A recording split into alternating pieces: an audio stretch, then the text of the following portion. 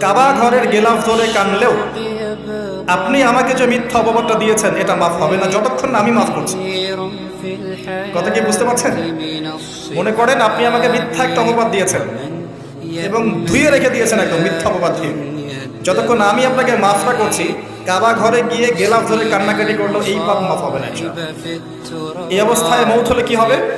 পরকালে দেখবেন আমি দাঁড়িয়ে আছি আপনার জন্য, আপনার হিসেব হচ্ছে, হিসেব শেষ।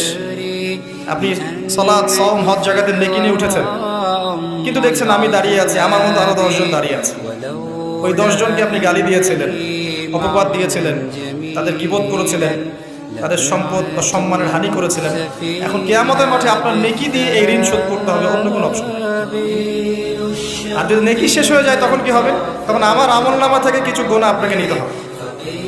আল্লাহ পাক ন্যায় বিচারক। আল্লাহ পাক শুধু গফুর রহিম নন, আল্লাহ পাক শুধু পরম করুণাময় অসীম দয়ালুই নন, বরং তিনি হচ্ছেন ন্যায় বিচারক।